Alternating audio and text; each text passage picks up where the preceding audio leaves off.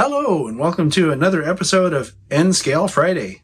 I'm John, and today we're looking at something called a crocodile set. And this is something that's made by Kato. I'm borrowing this from my friend Dave, who's sitting here with me, and we're going to unbox this thing and take a look at it. This set, at the time of this recording, has an MSRP of $355. Now, that is an MSRP, which means manufacturer's suggested retail price. So your best bet is to go to the Kato website and see if they have what you're looking for. Then shop around because you'll probably find it for less. Dave found it for less. Dave, how did you find it for less? I thankfully stumbled upon it a couple of years ago and put in a pre-order. Oh, well, it was a lot less than $355. If you look at the price tag there, it says $279 something. Yes. So you looked for the MSRP and then shopped around. Exactly. So here we go. We're going to unbox this because it's not every day that we get to see this kind of set. And as you can see, it's just a case, right? Cardboard case. And then there's a little snap on the side here. And here's what we're looking at. Looks like some documentation. Let's see what this has in it. Aha. It's like different stuff you can buy from Kato. That's cool. And if you can read in Japanese, there's probably some very important information here. It says crocodile. Oh, that's a lot of characters. Rhaetian Crocodile. Yeah. And it looks like we have some more information. Looks like more Kato stuff. But this is what we really want to see. Ah. So there's the whole set. And we're going to take these out, put them on the workbench here, and take a closer look. So you've already seen the unboxing. Here's what this set comes with. First, we have the locomotive, and we'll do a full all the way around the model on all of these except the last two. We're only going to do one of those. And then this is the baggage car, right? Baggage car, the Gepäckwagen. Gepäckwagen. Okay, Gepäckwagen.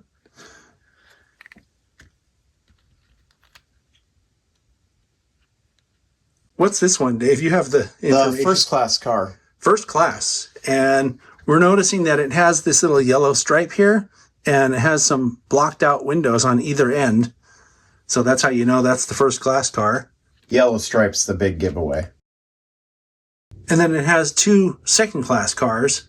And so, like I said, we're going to look at each one of these thoroughly around all the sides and the bottom, and like we usually do on an N-Scale Friday. Except because these two are basically the same, we're going to look at one of them very detailed, and we'll kind of skim over the last one just because it should be pretty much identical with the first one. All right, so we're going to look at the locomotive first. And before we really get into this, I do want to mention that it came with this extra bag of stuff. And I think, Dave, didn't you kind of decipher what's inside that bag? Yeah, so there are the Arnold style, the N-scale giant couplers that you can put on.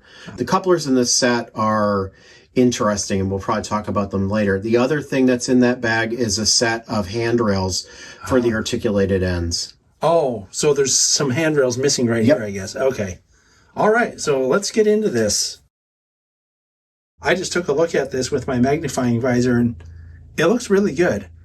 All of the details on the side are molded, but they're done in such a way that they look really good. And I think that they'll take weathering very well if you want to weather this thing. Something else I'm noticing is that there's a little bit of a paint treatment on this little grab here so that it kind of stands off, right, from the model. This is not a separately applied part. It's molded. But I noticed that there's actually two on this side, right, but only one on this side. Yeah, so actually the reason there's only one painted grab iron on the engine is that this second vertical pole, this vertical grab, this is a pole. This is one of the added detail parts in the little baggie. Oh, in the bag. Okay. Yeah. And one of the other black detail parts in there is kind of a cable that connects on the front of this motor unit down into the chassis. Mm-hmm. Something else I'm noticing is The pantographs work. They appear to be non-working otherwise. In other words, they don't pick up any power, as far as I can tell. You said those are plastic, right, on the top, Dave? On the very top, yeah. Yeah, so if somebody wanted to turn it into a working pantograph, I suppose you could fiddle with that. I'm sure someone in the world has done that to make it a working pantograph, which would actually be kind of cool to see. We don't really have an A and B end that's obvious here, or a front and rear, so I'm going to leave this pantograph up, and we'll just go around the model this way. We're going to look at the detail around this cab. I say this cab because there's another cab on the other side, but I was pointing out these little grabs here. That's done just with paint, and they've done a really good job with that. They appear just from normal viewing distance in real life and not on the camera blown up to be as big as your TV screen. They appear as if they're separately applied. That's how well done it is. And you can see that it has headlights on it. I'm expecting that when we put this on the track, those will light up. Yep. And that looks to be a separately applied plow. Yes, the plow is swappable, and the couplers are also swappable as well. If you look closely at the coupler, it is not like any other N-scale coupler out there. This is a coupler that's unique, and I think Kato developed it when they did their N-scale Glacier Express set. So you push them together and you pull them apart. They have 2 pins that nest. Here's the other side of the front, or, whatever, of this cab, I should say. If you put 2 ends on it, you don't have to put it on the turntable. That's true. And I'm sure that's why they make them this way, right? You don't have to turn them ever. So, but anyway, I'm noticing that there's another molded detail piece here. And I was asking Dave, we agreed that neither one of us knows what that thing is, but it sure looks cool, doesn't it? It does. Another opportunity for an expert to chime in. Guess we'll find out when the video publishes, Dave. And Now, here's a broadside of the other side. No, trust me, it's the other side.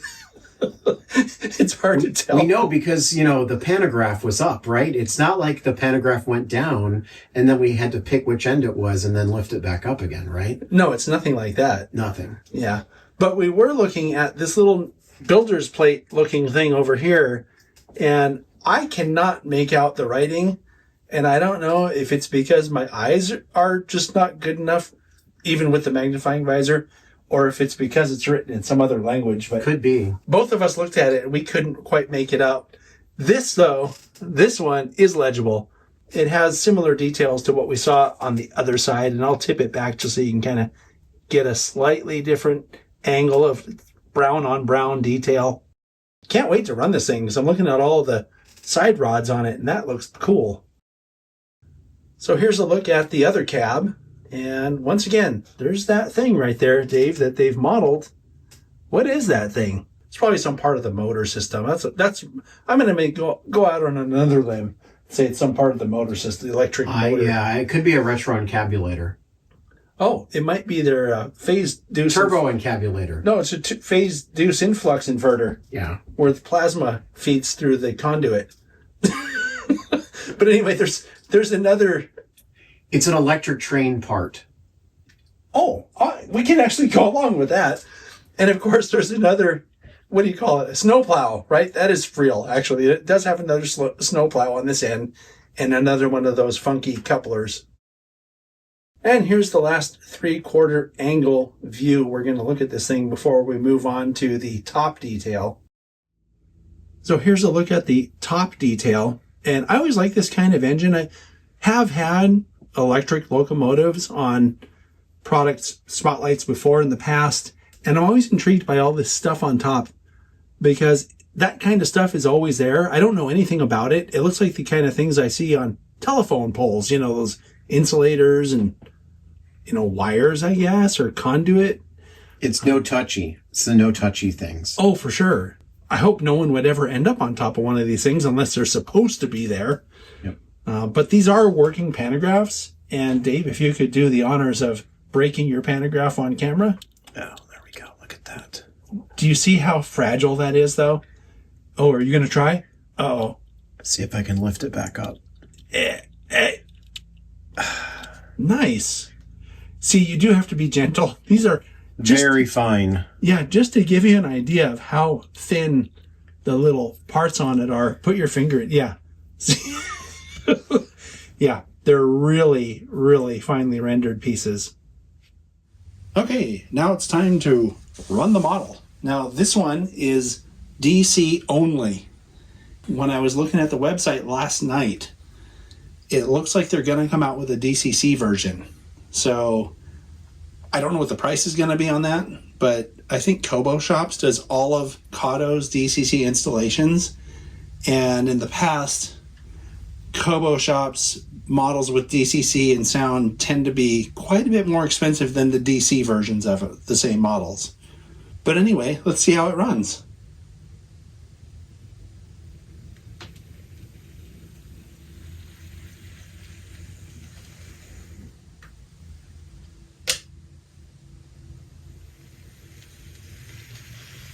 It's very smooth and quiet. It runs like a Swiss locomotive. It really does. Okay. I'll try to get it as slow as I can get it. It's kind of tricky with DC. There we go. I think that's about as slow as we're going to get it to go. That's good. And the noise is imperceptible. I mean, I can kind of hear it, but not much. I can just hear a leaf blower and a lawnmower. Yeah, and that's just regular neighborhood noise coming through the, dual pane windows, right? Go figure. Yeah, that's a very smooth and quiet runner. So we're going to take a look at the lights, and I'm going to use my pointer to hold it in place. And Dave, if you can give it some juice, because it's DC only, and we want to show all of the lights come on in the front. And these are LEDs. Do they get brighter with more juice, or is that the maximum? Oh, yeah. They get a little brighter with more juice. And are they directional? Oh. Yes. They are directional. So why don't we turn it around, and we'll look at the lights on the other side. And here's the other side. Yep, there they are. So it has the, I guess, top and then side. I don't think those are ditch lights, Dave. I'm not so sure that they have ditch lights in Switzerland. So I think those are just all headlights. Mm-hmm. So as kind of a segue into the car that we're going to look at first, I wanted to show how these funky couplers work. So I'm going to hold the car in place, Dave, and you can push the locomotive, I guess. And it's really just a press fit, right? There it goes. Yep. Let me just make sure it's lined up. And there it goes. And now it's coupled. And to uncouple it, it looks like you just pull on it. All right, next up is the baggage car. And I've once again scrutinized the paint with my magnifying visor, and I found the paint to be really good. It's evenly applied, and those little logos and all the printing on it, almost all of it is legible. I was not able to make out this smallest stuff here, but to be fair, that is really small. I did notice that this is a handicap placard here and also here. So these must be wheelchair accessible in real life. And it looks good. I'm also noticing that the windows, certain windows, have a silver treatment around them, which really makes them kind of pop on the model. That looks pretty good. So this is a bit of an oddity for me. Usually on rolling stock, you'll have a brake end, and then the other side is called the A end. On this model, we don't really have a brake end because I don't see any brake wheel or ratchet details on either end. And we're going to assume that it's probably somewhere inside on the prototype, so it's probably hidden inside on the model if it's there. But we do know from the picture that was included with the documentation that this is the front. So this is the side that would line up with the rear of the locomotive. And it is different. If you look carefully, you'll see that it's kind of tapered on this end here. And then back here, it's more of a squarish look.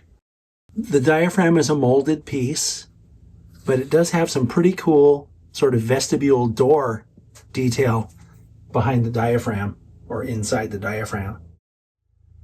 Here's a look at the other side of the front of the car. And here's a quick look at the other side of the car. Once again, it has that same sort of treatment around these two windows. I'm not sure what that is. It almost looks like some kind of a gasket or something. But it looks pretty cool. It may be in a window that pops out, an escape window. Could be, yeah. Egressible or whatever they call that in case of emergency. I don't know. Once again, if there's an expert out there who knows this stuff, maybe they'll tell us. Something I am kind of interested in looking at, though, is the fact that you can see some of the underbody detail from the side. That's pretty cool. And I'm going to double check, but I think that might be different on the other side of the car. I've turned the car around to show you that that detail that's showing from the underside is different on each side. I didn't notice that before. That's pretty cool. Here's a look at the rear of this car, and you can see it has the same kind of diaphragm and vestibule door detail. Here's the other side of the rear of the car, and I was noticing, Dave, that this is actually a separately applied piece, this little step that goes up into the doorway. Here's a quick look at the detail on the top of the car. There's not really a lot to look at, but it appears to have some molded, I think it's a vent over here. That's molded detail. And the fluting. Well, of course, yeah, that's pretty obvious on it. Is that what you call that, fluting? I thought that was a clarinet. I don't know. It's definitely not a saxophone. Here's a look at the detail on the bottom of the car.